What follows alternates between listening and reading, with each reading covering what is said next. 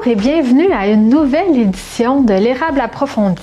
Pour cette émission, nous vous proposons 4 sections de base. Un bulletin de nouvelles locales avec Francine Laflamme, l'anticipation du Marathon de l'Espoir de Plessisville qui aura lieu le 10 décembre 2022, l'activité du Cercle des fermières de Princeville avec plus de 100 ans d'histoire et la couverture de l'événement Droit de parole pour la sensibilisation locale sur la pauvreté.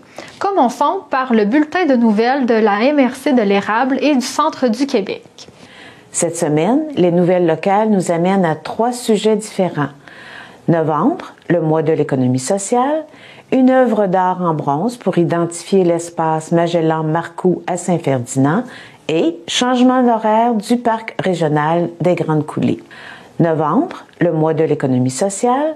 Le mois de novembre est connu comme le mois de l'économie sociale. L'économie sociale, aussi identifiée comme économie solidaire, désigne les entreprises qui fonctionnent sous la forme de coopératives, de mutuelles, d'associations ou de fondations. Le fonctionnement interne et les activités de ces entreprises sont fondées sur un principe de solidarité humaine, communautaire et sur l'utilité sociale. Selon le pôle d'économie sociale du Centre du Québec, dans la région, il existe plus de 350 entreprises collectives, employant près de 7000 personnes et impliquant des milliers de bénévoles. Madame Malcarois, directrice générale du pôle d'économie sociale du Centre du Québec, indique que, en priorisant l'économie sociale dans nos choix, on leur donne du sens, on donne vie à une économie plus juste et plus équitable et on transforme donc des milieux de vie. L'argent et les actions restent donc au service des gens de la communauté. Une œuvre d'art en bronze pour identifier l'espace Magellan-Marcoux à Saint-Ferdinand. Pendant l'été, une équipe de la TVC a couvert l'anniversaire des 86 ans du prêtre de Saint-Ferdinand, Magellan-Marcoux, ce qui est devenu un hommage pour son implication communautaire. Avec plus de 60 ans de vie sacerdotale, Magellan a maintenant une œuvre d'art en bronze depuis la fin octobre pour identifier l'espace en arrière de son presbytère. Avec la description « Espace Magellan-Marcoux », l'artiste Mélanie Arcan montre dans son œuvre une diversité de personnes qui pratiquent des activités de la vie quotidienne, identifiant le nouveau parc aussi. Changement d'horaire du parc régional des Grandes Coulées. Pour une première fois, le secteur de la forêt ancienne du parc régional des Grandes Coulées, dans le secteur de Plessisville, restera ouvert durant la période de la chasse à l'arme à feu, qui a débuté ce mois de novembre. Steve Garneau, coordonnateur du parc régional des Grandes Coulées, a indiqué que le public est heureux de pouvoir avoir accès au parc pendant la saison de chasse.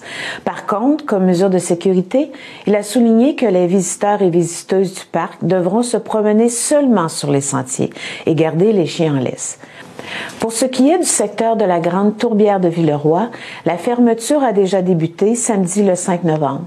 Ce secteur du parc restera fermé pendant toute la période hivernale. Le secteur sera de nouveau accessible à compter du mois de mai 2023. Cela complète notre bulletin de nouvelles. Le Marathon de l'Espoir de Plessisville est une activité solidaire pour ramasser des fonds et pour assurer l'alimentation de personnes en besoin dans 9 municipalités de la MRC de l'Érable. Elle sera une activité gratuite avec la participation de nombreux artistes de la région. La contribution sera volontaire. Elle aura lieu le 10 décembre 2022 au Carrefour de l'Érable. Les municipalités de la MRC de l'Érable font des dons financiers et logistiques pour assurer l'initiative. Pour connaître tous les détails sur le Marathon de l'Espoir 2022, nous recevons dans nos studios Madame Claudette Laliberté, présidente de l'Œuvre du partage, l'organisme responsable d'administrer et distribuer les fonds reçus. Nous accueillons avec un grand plaisir Madame Claudette Laliberté, présidente de l'organisme Œuvre du partage, pour nous parler aujourd'hui du Marathon de l'Espoir de Plessisville. Bonjour. Bonjour, ça me fait plaisir d'être ici. Est-ce que, pour nous parler en fait plus du Marathon de l'Espoir, en quoi il consiste exactement le Marathon de l'Espoir de Plessisville? OK, le Marathon de l'Espoir de Plessisville, c'est la 32e édition. C'est une journée dans l'année où on recueille les dons. C'est notre journée de levée de fonds pour redonner de l'argent durant toute l'année. L'organisme qui parraine le marathon, c'est l'Œuvre du partage de Plessisville, qui est là depuis 1969. Ça fait 53 ans. Ça s'est pas toujours appelé comme ça. Ça s'est appelé le Noël du pauvre, ça s'est appelé le Comité du partage, Téléthon, Radiothon. Maintenant, ça s'appelle Marathon. Marathon parce que tout doit se faire la journée du marathon. C'est cette journée-là, c'est notre seule source de revenus. Durant l'année, on ne demande pas d'argent ailleurs. Les gens peuvent toujours donner. Là, on est ouvert à recevoir des dons durant toute l'année. Mais le marathon de l'espoir, c'est le 10 décembre. C'est vraiment, c'est toujours le deuxième samedi de décembre. Toujours. Depuis des années, c'est comme ça. Et l'argent est recueilli cette journée-là pour redonner durant toute l'année. Et le marathon et l'œuvre du partage, c'est vraiment pour de la nourriture. On redonne en nourriture aux familles à faible revenu sur le territoire de l'Érable. On a les 9 municipalités. On ne va pas à Princeville, parce qu'à Princeville, ils ont leur propre structure, on le sait.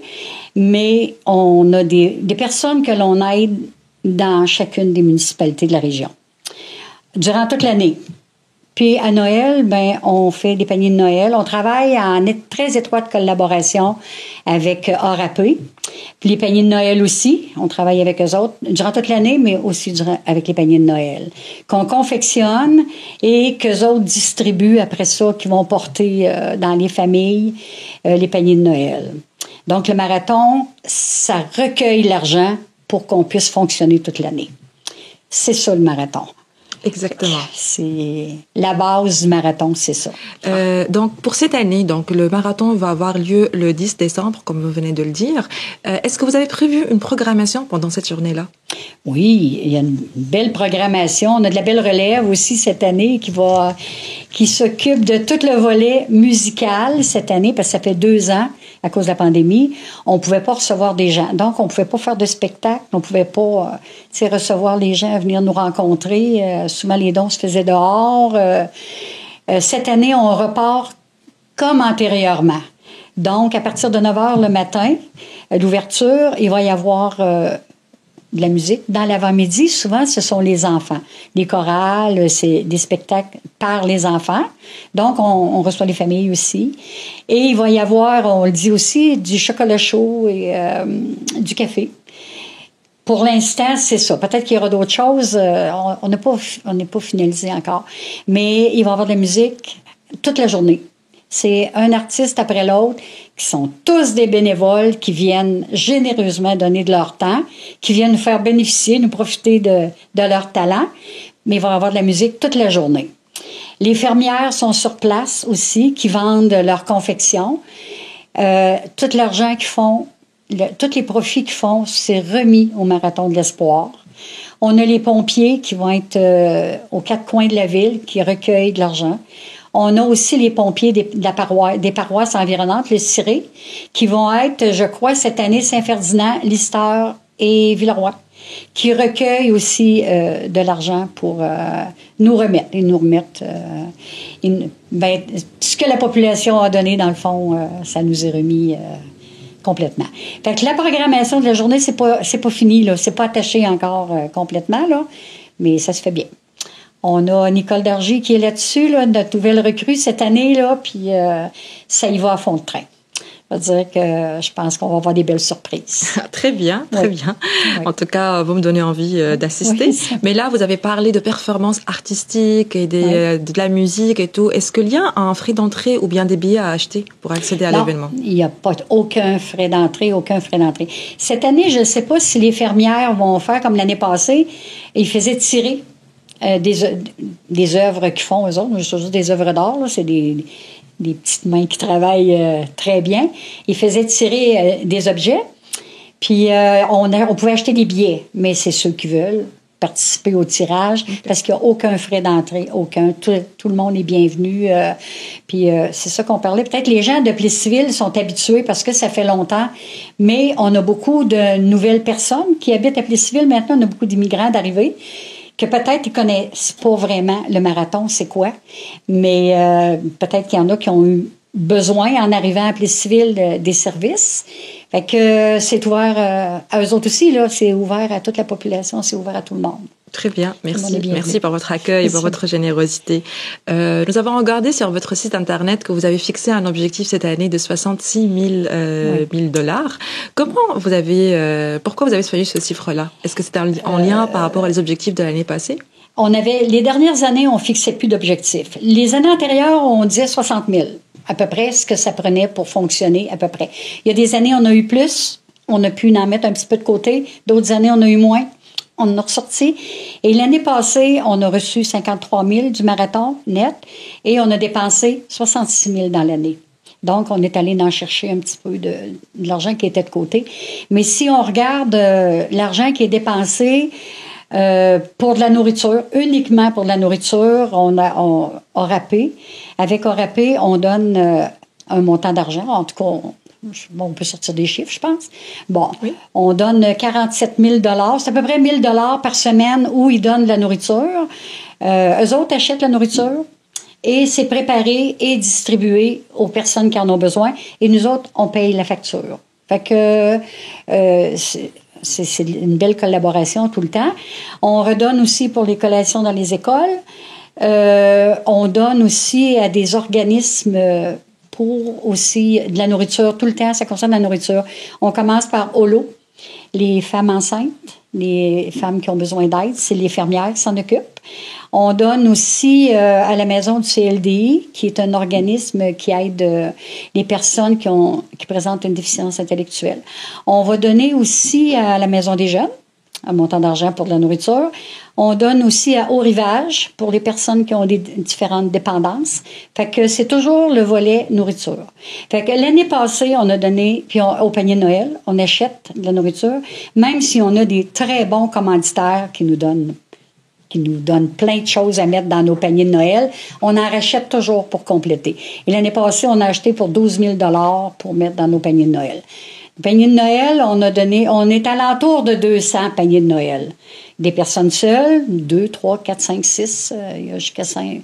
Notre plus grosse famille, il y a 6 enfants. Là. Fait que, tu sais, on ajuste à mesure.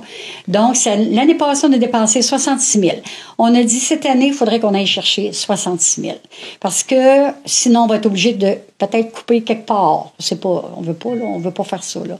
Parce qu'on pourra pas toujours aller piger dans notre petite réserve, dans notre réserve, là. Donc, c'est pour ça, le 66 000. Ça coûte 66 000 par année.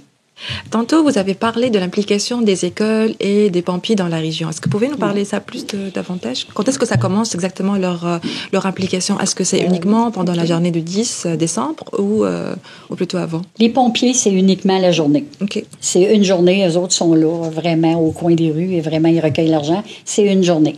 Les écoles, je sais que les écoles primaires, ils vont recueillir des denrées. C'était comme ça, là, je ne sais pas si ça va être encore comme ça cette année. Ils recueillaient des denrées dans les classes et ça nous est remis.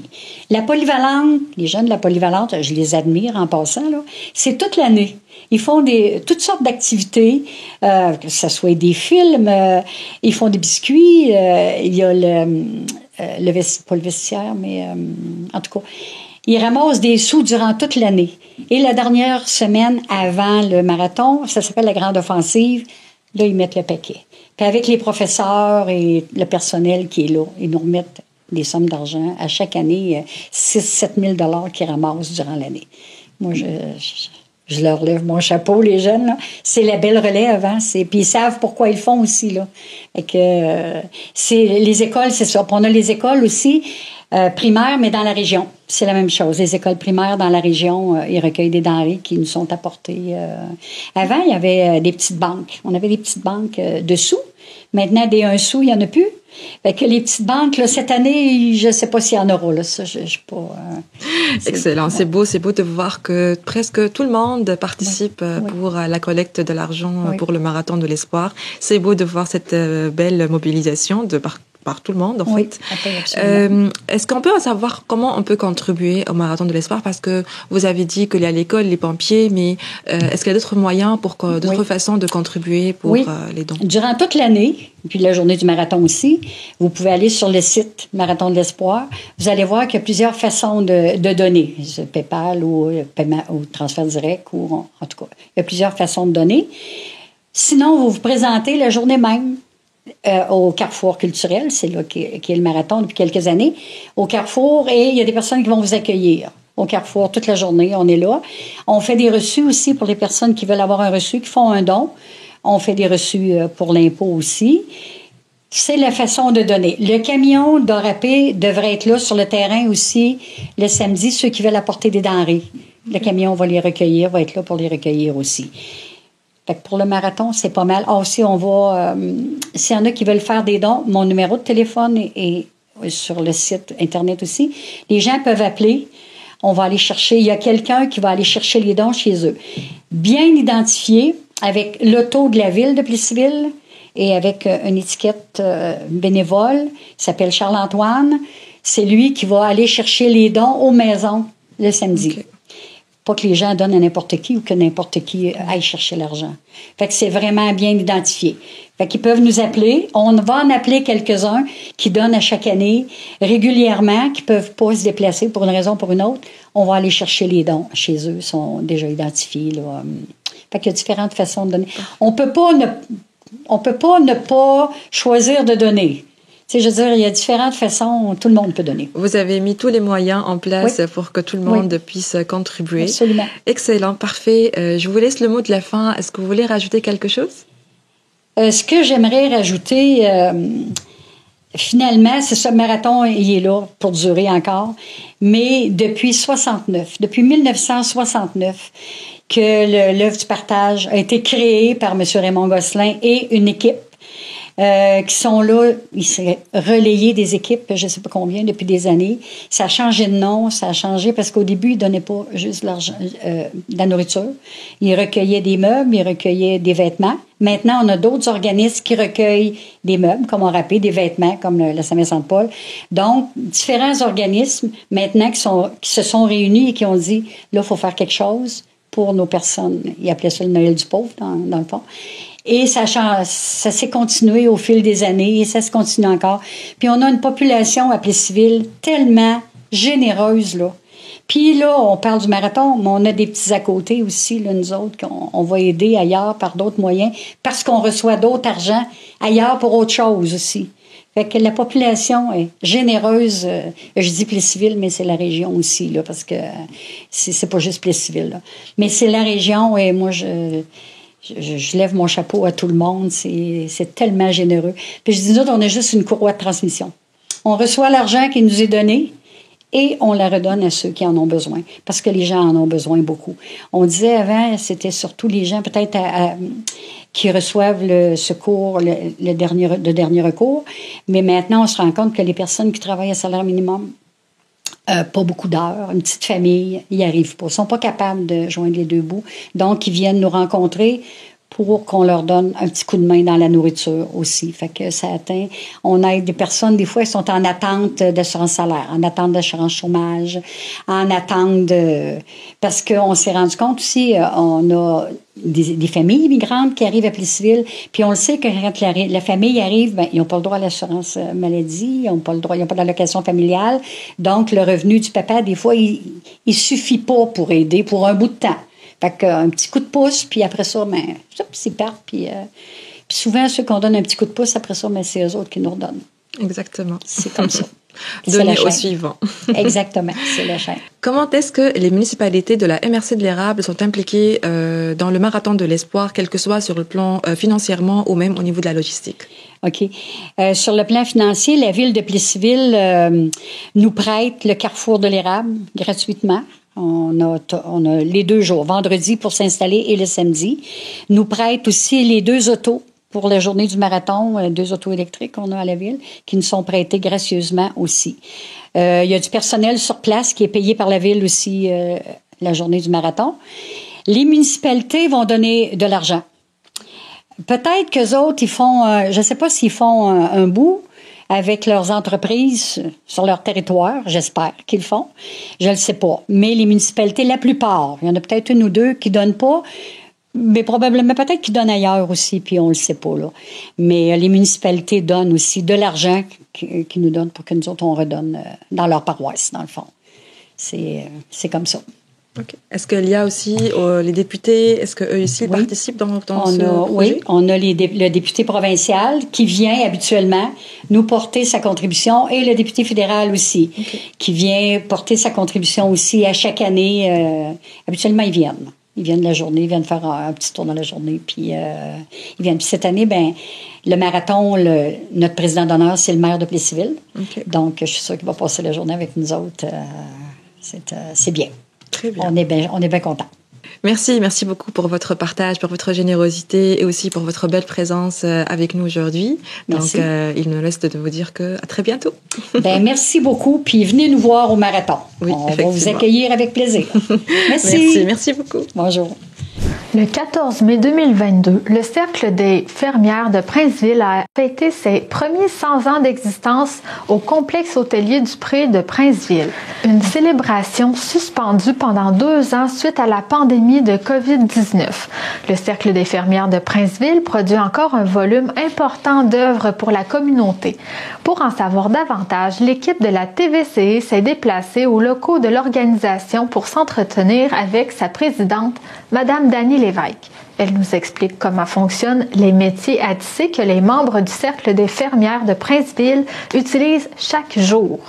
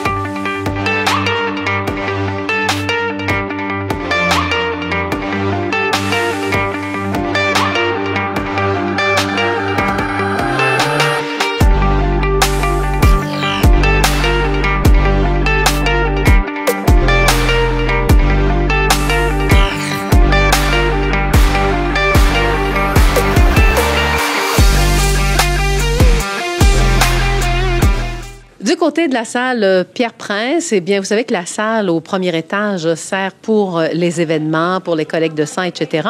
Mais en bas, on retrouve le Cercle des fermières. Dany Lévesque, qui est la présidente du Cercle de fermières de Princeville. Allô? Bonjour. Hey, j'aime ça. Un métier à tisser. Hey, ça date, hein? Ça fait longtemps qu'on fait ça, hein? Oui, ça date de longtemps, là. Je pourrais pas vous dire depuis quand, là, mais ça fait longtemps. Bien, ça fait longtemps aussi, les fermières à Princeville. Oui, on fête nos 102e anniversaire cette année. Toute fête, là. Oui. Nos 100 ans sont fêtés. Mais là, j'aimerais ça vous voir à l'œuvre. Hein, pour les gens qui connaissent un peu moins, on appelle ça faire du tissage avec un métier, c'est ça? Ça, c'est un linge à vaisselle. C'est les meilleurs, on dit, hein? Oui, donc c'est ça. C'est sûr que c'est un peu comme un piano. On a des pédales en bas et c'est ce qui fait le tissage. Donc, je peux passer mon fil à l'aide d'un canot. Là, j'ai un petit nœud. Voilà. On tape pour coller notre fil. Ensuite, je joue de mon piano avec mes pédales. Ça vient de bloquer mon fil. Ça va bouger. Oui, je vais leur bouger. J'ai repassé mon fil. Ça va, les pédales. Tu voulais voir les pédales? Je vais faire les pédales. Et voilà. Fait qu'on vient de croiser nos fils pour que ça reste pris entre nos... Oui, et j'aimerais qu'on explique aussi la minutie, parce que plus qu'on met de couleurs, plus il faut vraiment toujours arriver égal aussi, hein? Oui, c'est ça. C'est sûr que c'est comme un patron. Oui. On a un patron. Là, j'ai ce qu'on appelle une marchure. Ceux qui connaissent les pédales peuvent jouer avec la pédale 1, la pédale 3, la pédale 2, la pédale 4. Mais c'est les 2 pieds ensemble. Hey, ça a l'air facile à apprendre et à comprendre et que c'est facile. C'est agréable. Ça vous a pris combien de temps à prendre le concept, là? Ben, si on parle de linge à vaisselle, c'est pas très long. On fait une marchure de base qui est le 1, 3, 2, 4, ceux qui connaissent ça. Mais par la suite, ça va tout seul. Un linge à vaisselle peut prendre environ 3 heures, là, une fois parti, sans motif. Et une catalogue, hein, comme on les voit, là, comme les catalogues de nos grands-mères, ça peut prendre combien de temps à faire, ça? C'est sûr que ça dépend du matériel qu'on utilise, mais une catalogue, quand tout votre tissu est déjà taillé à 3/4 de pouce, ça peut prendre facilement une bonne journée de 8 heures, puis des fois 2 journées de 8 heures. Ça dépend de la grandeur, ça dépend de la largeur. OK. Mais les fermières, vous fonctionnez comment ici? Parce que plusieurs peuvent faire ce fameux linge à vaisselle, hein? Oui. Oui. Nous, c'est sûr que les membres fermières, ici à Princeville, ils ont accès à nos métiers. On a des listes de membres. Ils mettent le nom sur le projet qu'ils veulent tisser. Puis ensuite, on les appelle, le métier est prêt, vous donnez vos dates, on vous réserve le métier, vous venez tisser.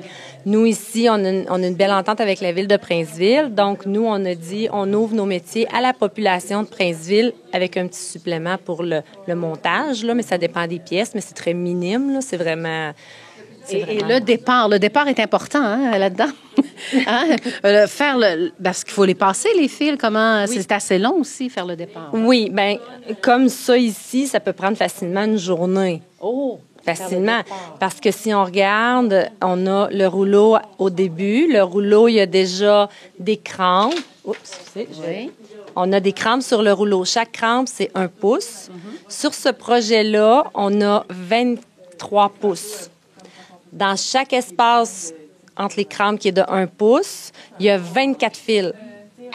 Donc, 24 fois 23, 552 fils sur ce montage-là. Par la suite, on a passé les 552 fils à travers 552 lames qui sont ici. Oui. Et ensuite, et là, c'est ça, en avant, ça, c'est les lames. Regarde, les lames sont ici. C'est ça. Il y en a 552. Ensuite, on passe 2 fils qu'on appelle en peu dans le peigne qu'il y a ici. Donc, on a 2 fils par petit trou ici. Et ensuite, on attache au rouleau d'en avant. Ici, là, c'est sûr qu'on a beaucoup de matériel dessus, mais on l'attache ici, puis là, on est prêt à s'amuser. On voit que ça va faire plusieurs linges à vaisselle. Hein? Oui, il y a plusieurs madames qui ont tissé parce que là, il faut vider nos métiers. Donc, ici, on a 13 métiers. Les 13 métiers sont fonctionnels dans l'année pour nos membres. Oui. Ça, est-ce que ça veut dire qu'une des premières qualités d'une fermière, c'est la patience? La patience, puis le goût d'apprendre, parce que là, on parle des métiers, mais on a plein de nouvelles techniques. Puis accepter aussi de recommencer, hein? Parce que des fois, on se rend compte d'un petit défaut, mais souvent, je suis rendue ici, là, et là, je m'aperçois que j'ai un défaut là que j'ai pas vu. Bien, c'est un très bon exemple. J'ai un défaut ici de couleur. Je suis en train de défaire parce que à l'œil, on voit très bien qu'il est un petit peu plus foncé. Donc, la personne qui a tissé a tapé plus fort. Ah! Donc, c'est ça la différence? Oui, c'est ça. C'est ça. Fait qu'on le voit à l'œil. Donc, moi, j'ai du bras. Je peux pas travailler après vous, hein? Ben, pas sur le même projet. Ouais. Mais vous pourriez faire la même chose, mais c'est d'apprendre à laisser tomber. Avec douceur. Oui, c'est ça. Hey, par curiosité, ça coûte combien un métier? C'est une très bonne question parce que on a eu un programme Nouveaux Horizons. Les seuls métiers qu'on a ici de neuf, on a le gros métier qui a 8 cadres, c'est un 60 pouces et c'est dans les 12 000. Mais ça, c'est nous. On a eu un programme qui est Nouveaux Horizons du gouvernement fédéral. Mais nous, on a été chanceux. Les métiers nous ont tous été donnés, soit par des décès, soit par des fermières qui ne pouvaient plus tisser, soit par des personnes qui veulent faire des dons. Donc, nos métiers, sauf les 8 cadres, ont été donnés, mais ça peut varier de plein de montants. Là. Je ne pourrais pas vous dire. Donc, si on lance un message, s'il y a des personnes qui ne savent plus quoi faire de leur métier, bien, on appelle les fermières de Princeville parce que si vous voulez augmenter aussi votre main-d'œuvre? Bien, c'est sûr que comme nous ici, nos métiers, les locaux sont pleins. Bon.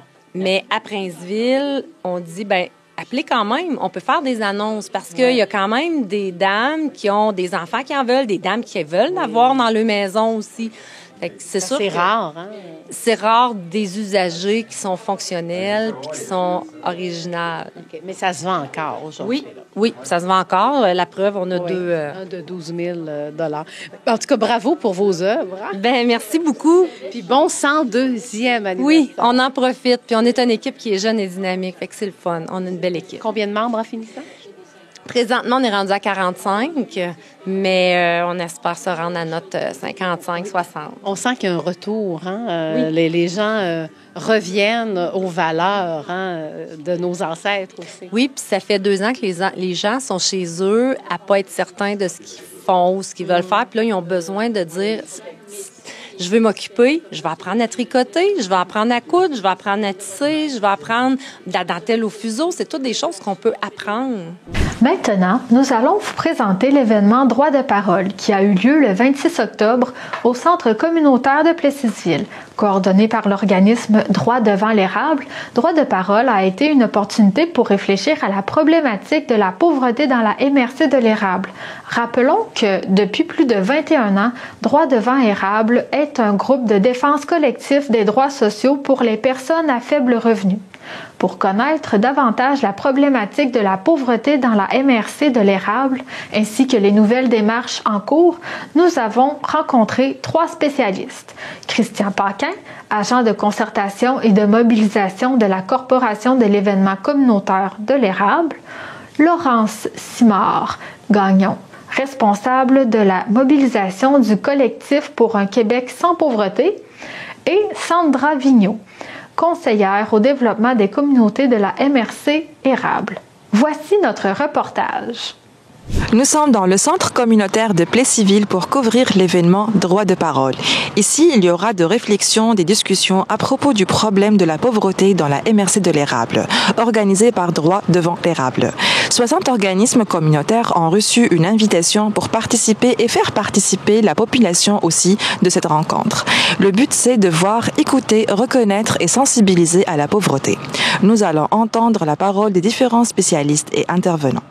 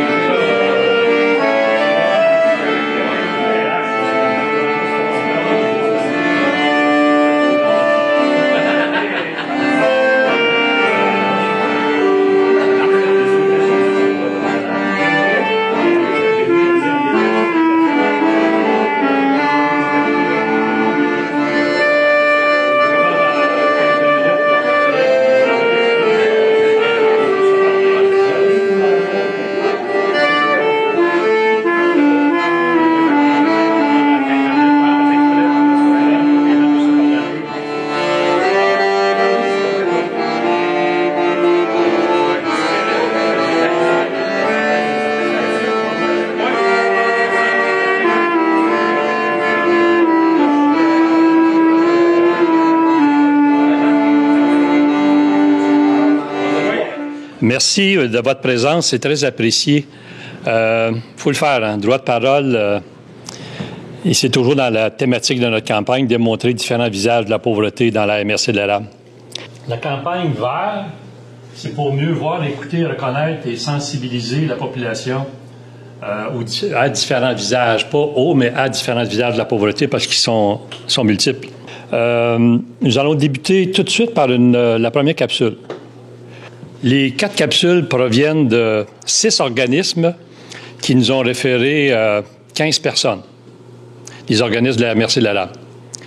On a fait des Zooms, ça nous a pris 2 mois pour pouvoir passer à travers ces entrevues-là. Puis ce qui est intéressant, c'est que les personnes savaient d'avance qu'est-ce qu'il y avait comme question.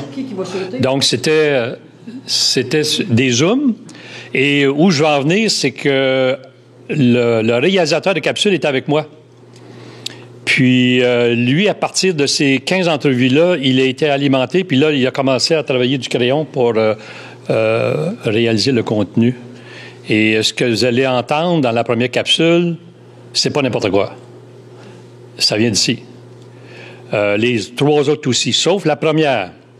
L'avertissement, elle passe même à la TVC érable. Le langage est cru, il sexiste. Et voilà ce que ça peut donner. Il paraît qu'à ma naissance, mon père était pompette à l'hôpital. Il paraît qu'il allait pisser au rez-de-chaussée puis qu'il revenait bourré. Il paraît que l'infirmière a failli appeler la DPJ, puis l'infirmier, les policiers. J'ai failli, qu'il a dit. Ma mère savait que mon père me voulait pas. Fait qu'elle a tout fait pour pas que je paraisse. Dès qu'il rentrait, elle m'effaçait. Si je pleurais sans raison raisonnable, c'était pas pardonnable. Si je criais, il criait. Si je demandais, je regrettais. Si je me laissais traîner, il me traitait de traîner. Il m'appelait Obélix, une petite crise. Si vous trouvez injuste de payer pour ma détresse, pour mon salaire de BS, que vous travaillez fort pour pas être à ma place, dites-vous bien que ma place, elle s'achète pas, elle se gagne. Comme à l'auto.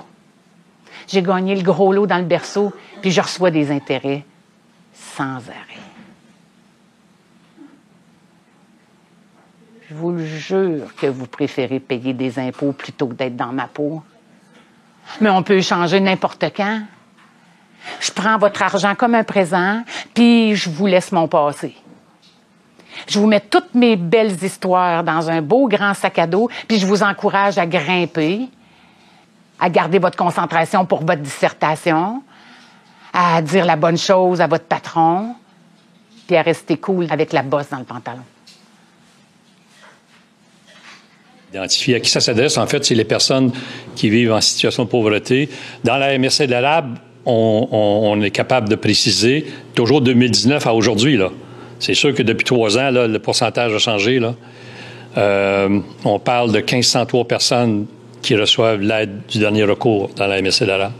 La pauvreté est difficile à palper parce que ces gens-là, d'abord et avant tout, s'isolent, ils veulent pas être identifiés. Puis ils veulent garder leur dignité.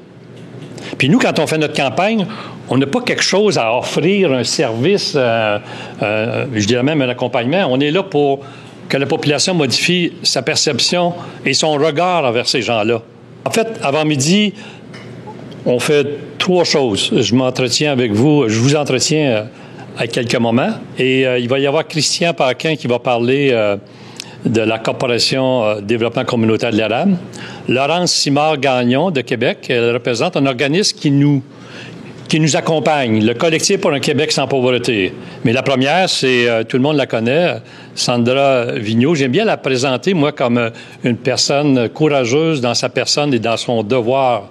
Dans l'après-midi, c'est des tables rondes. Il va y avoir 5 personnes par table, un ou une animatrice, 5 questions à lesquelles on va vous demander de réfléchir. On parle de quoi? On parle de la pauvreté. Comment on peut s'y prendre pour leur rendre service, leur venir en aide, comment les rejoindre. Des questions simples, mais on a besoin d'avoir votre input. Pas besoin de vous dire que toutes les rencontres qui sont faites, je comptabilise le tout, puis au mois de mars 2023, je fais mon rapport officiel à notre partenaire principal pour, par la suite, être capable d'avoir assez d'éléments pour être capable de contacter sinon des décideurs politiques. Je m'appelle Sandra Vigneault. Je suis originaire de Plessisville. Mon conjoint aussi. On a fait nos études dans d'autres municipalités. Mais on a fait le choix de revenir ici parce qu'on voulait travailler pour notre communauté à différents niveaux. Moi, j'ai fait le choix de me tourner plus vers du travail en collectivité. Comme Yvon le dit, je suis à la MRC. Je travaille comme conseillère au développement des communautés. On dit pas de titre. Fait que, dans le fond, ça vous dit pas grand-chose, même si je vous dis le titre professionnel que j'ai, parce que souvent, les gens me demandent qu'est-ce que je fais comme travail. Même mes enfants me demandent ce que je fais comme travail. Et à part leur dire, ben, je fais des réunions, c'est ça que je leur dis. Fait qu'Yvon nous présente son projet. Et il le dit, le projet a été refusé. Pas parce que c'était pas un bon projet. Il a été refusé parce que, oui, l'organisme travaillait en silo. Puis on a dit, si on veut arriver à quelque chose sur le territoire, il faut se mettre tout le monde ensemble. Fait qu'au lieu de leur dire non, puis allez-vous-en chez vous, arrangez-vous, on a dit à Yvon, regarde, on est prêt à t'accompagner, on est prêt à te fournir l'aide que tu auras besoin. Fait qu'on le regarde ensemble, on va aller chercher des nouvelles personnes, puis on redépose dans quelques mois. Bon, c'est sûr, ça fait pas l'affaire de se faire dire non, mais je pense que c'était pour la bonne cause. Et Yvon et René, bien entendu, s'en sont sortis avec brio parce que quand ils ont redéposé le projet, il a été accepté haut la main, comme Yvon l'a dit. Et c'est là qu'on est rendu aujourd'hui. Fait que moi, j'ai toujours appuyé cette démarche-là. Jocelyn, qui est avec nous aujourd'hui, est sur notre comité stratégique parce qu'on a besoin de l'appui aussi des municipalités, du Conseil des maires, parce que c'est des démarches aussi qui se veulent politiques. Fait qu'on a beau dire on travaille pour le bien-être des citoyens, ben dans mon travail, moi, j'ai aussi à sensibiliser les élus, les maires, les conseillers municipaux, les gens qui travaillent dans les municipalités à tout ce qui se passe sur le plancher des vaches, comme on dit. On va passer à la deuxième capsule. Si je fais un peu d'informations sur la deuxième capsule, c'est un homme qui vit honorablement, famille, épouse, et je vais me taire en disant le seul mot qui me vient à l'esprit dans cette capsule-là, c'est « il frappe un mur un jour ». Et voici ce que ça donne. J'ai frappé un mur. Je roulais tranquille en pensant à ma fille, le regard égaré dans mes pensées. Puis j'ai vu un petit cul sur le bord de la rue, courir après le plaisir, comme un garçon derrière un ballon. Puis j'ai vu le ballon l'autre bord du chemin. Puis j'ai vu le garçon poursuivre son chemin. Mais mes freins me menaient trop loin. Je me suis vu voler la vie d'un tout petit. C'est là que j'ai entendu ma femme crier « Chérie! » J'ai viré le volant autant comme autant. Je suis tombé dans la pauvreté. Au même moment, j'ai frappé un mur. Je vais vous parler aussi de la visibilité. Qu'est-ce qu'on fait, nous, comme activité, ou du moins, où est-ce qu'on peut entendre parler de la campagne de sensibilisation? D'abord, la TVC, qui, depuis le début, elle est toujours là. On a aussi la MRC de l'érable, qui a accepté, Mme Savoie, qui travaille au COM, a accepté de nous donner un coup de pouce pour promouvoir la campagne. Le CIUS Centre du Québec. Après cela, dans les journaux, on était présent aussi à la Nuit des sans-abri, la première année qu'il y a eu la Nuit des sans-abri. Moi, mon rôle, ça vise la mobilisation puis la concertation. Qu'est-ce que notre rôle à nous comme corporation de développement communautaire? Bien, on est un regroupement.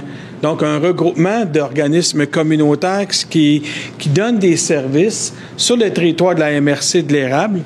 Puis, vous allez me permettre de me référer à ma feuille parce que j'ai écrit tous les services puis je voudrais pas l'oublier. Donc, on a l'action bénévole, l'aide vestimentaire, la condition féminine, les dépendances, défense de droits, famille et jeunesse, gestion, maintien à domicile, médias et communication, on parle entre autres de la TVC, personnes à faible revenu, personnes handicapées, petite enfance, prévention de la violence, proches aidances, santé mentale et santé physique. Donc, ce qu'on peut retenir, il y a deux mots dans le fond, qu'on peut retenir ce qu'ils font les groupes. Ils font, oui, de l'intervention avec les personnes, mais ils vont faire aussi beaucoup de sensibilisation avant d'être obligés d'intervenir. Notre revendication principale, bien évidemment, c'est d'éliminer la pauvreté, c'est réduire les inégalités socio-économiques et c'est de contrer les préjugés envers les personnes en situation de pauvreté. Ce qui rejoint complètement tout l'effort que vous faites à Droits devant de l'érable et le projet de sensibilisation vert. On a des cibles prioritaires au collectif parce que la pauvreté, c'est extrêmement large, comme vous le savez très bien.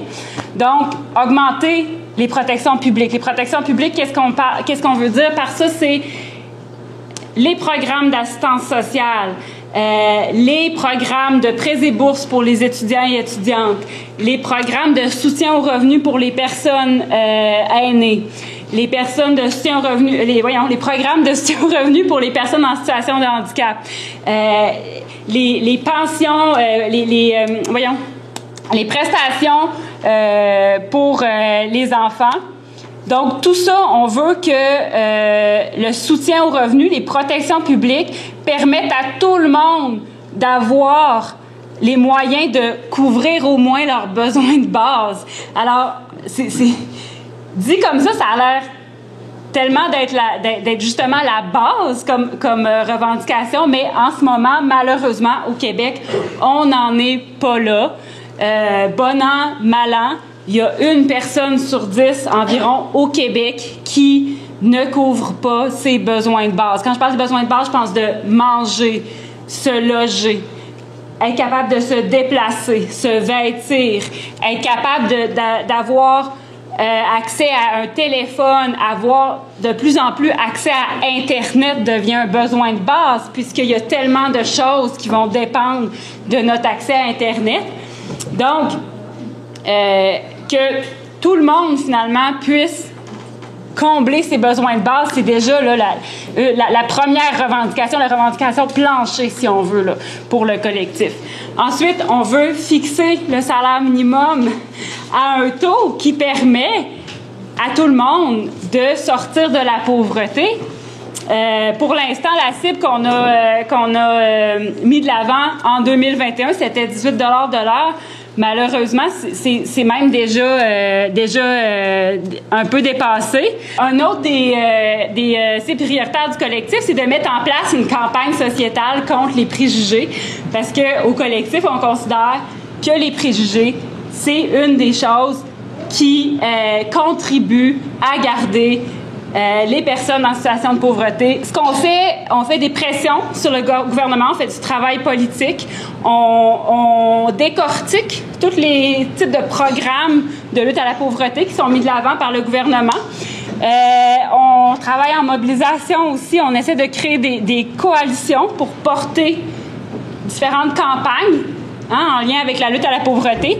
Puis ce qu'on fait aussi, puis qui est lié à ce qu'on fait aujourd'hui ensemble, c'est de faire des constructions de savoir avec des personnes en situation de pauvreté, de mettre en valeur l'expertise des personnes qui vivent la pauvreté au quotidien. Par exemple, qu'est-ce que ça veut dire avoir, je dis n'importe quoi, là, mais avoir, mettons, 15 000 $ par année de revenus quand on a un loyer à payer versus quand on est en logement social ou quand on a une maison pour laquelle on n'a pas, l'hypothèque est déjà payée, c'est complètement différent. On va passer à la dernière capsule. La dernière capsule, je trouve ça intéressant parce que cette dame-là a fini par reconnaître ce qu'elle a vécu. Et je veux dire tout de suite, du haut de ses 17 ans, il lui est arrivé quelque chose. Et voici son histoire. J'étais pleine d'amour. Oh, mais vraiment pleine d'amour. Enceinte de 15 semaines, la bedaine pleine, d'une Saint-Valentin bien arrosée, du haut de mes 17 ans, j'ai commencé à comprendre que novembre allait arriver, puis que d'accoucher en 2 cours de comptabilité, c'était un mauvais calcul. Je devrais attendre jusqu'à la session de janvier pour continuer de me former. Et c'est là que je suis tombée dans une spirale de la pauvreté. Mais moi, j'ai foncé. Je me suis endettée, j'ai gradué de l'université, travaillé, conjugué argent pour l'appartement, puis enfant demandant. Puis là, une fois bien installée, les enfants étaient rendus grands. Hey, je me réveille à 47 ans. Je suis riche de 4 enfants, tous diplômés, brillants, travaillants, qui ont fait de moi une grand-maman. J'ai été pauvre, mais j'ai été aidée par plein de leviers dans ma communauté. Puis aujourd'hui, je suis l'autre côté de la pauvreté. Je peux redonner, participer, employer, payer des études, essayer de changer ce qui n'a pas de bon sens. Je vous remercie beaucoup de votre attention avant midi. C'est important. J'espère juste que vous avez appris des choses que vous allez pouvoir partager avec d'autres. Après les allocutions, nous avons rencontré les différents intervenants pour leur poser des questions supplémentaires. Est-ce que vous pouvez nous expliquer le rôle de la CDC dans ce projet? En fait, la CDC a participé au projet, notamment en étant membre du comité stratégique de développement social de la MRC, mais a servi aussi de conseil à ceux qui ont fait à Vivon, entre autres. Là, il a souvent consulté la CDC pour connaître un peu les orientations, puis échanger aussi sur le rôle du projet. Parce que ce qu'il faut comprendre aussi également, c'est que les groupes communautaires qui sont membres de la CDC travaillent activement avec les personnes en situation de pauvreté et ou d'exclusion sociale. Donc, les gens, donc nos groupes, ils représentent ces gens-là, souvent dans les secteurs. Et nous, notre rôle comme CDC, c'est de les rassembler pour effectivement qu'ils ne travaillent pas en silo, mais en équipe, pour venir en aide au développement de nos localités. Quels sont les défis que vous avez rencontrés lors de la campagne de sensibilisation vert et comment vous la qualifiez cette campagne-là? Bien, c'est une campagne qui est très essentielle et nécessaire, dans la mesure où il peut y avoir deux volets à ça. C'est-à-dire que oui, ça vise à éliminer ou du moins à diminuer les préjugés face aux personnes qui vivent des situations de pauvreté ou d'exclusion sociale. Mais ça peut faire réaliser aussi qu'il n'y a personne qui est à l'abri. Nous-mêmes, on peut être susceptible un jour d'un événement dans la vie qui nous amène à vivre le phénomène de pauvreté. Donc, c'est une réalité et aussi nous permet de réaliser certaines situations, puis ça peut nous amener vers un autre regard face aux personnes. Comment peut-on réussir une campagne de sensibilisation? Bien, ce qui est intéressant, c'est que la campagne, elle ne victimise pas les personnes, mais plutôt en lumière la responsabilisation. Donc, les gens, ils vivent des situations et maintenant, évidemment, ils vivent ça parfois difficilement, mais il y a une prise en charge. Et la prise en charge, bien, c'est aussi ce que les groupes communautaires font également avec les gens. On peut le voir dans plusieurs capsules où les gens se sont référés à des ressources qui sont là pour soutenir, aider, mais aussi la responsabilisation. Nous avons vu dans les différentes capsules que nous avons regardées aujourd'hui que finalement être dans la pauvreté, ça peut arriver à n'importe qui à tout moment. Est-ce que vous pensez que la société aujourd'hui a accepté cette idée que on peut avoir un accident dans la vie et on peut se trouver dans une situation de précarité? La pandémie a amené cette conscience-là à beaucoup de gens qui, du jour au lendemain, soit ont perdu leur emploi ou soit ont dû, dans le fond, quitter leur emploi parce que il y avait besoin soit de s'occuper des enfants à la maison ou de personnes malades, de la famille, des amis. En tout cas, bref, la charge, finalement, qui était prise peut-être plus par des institutions, des services qui s'est retrouvée vraiment là, dans les familles. Alors, ça l'a fait rendre compte à plusieurs personnes que finalement, leur situation économique, qu'ils et elles sentaient comme étant relativement sécure, il suffisait d'une crise. On a de la misère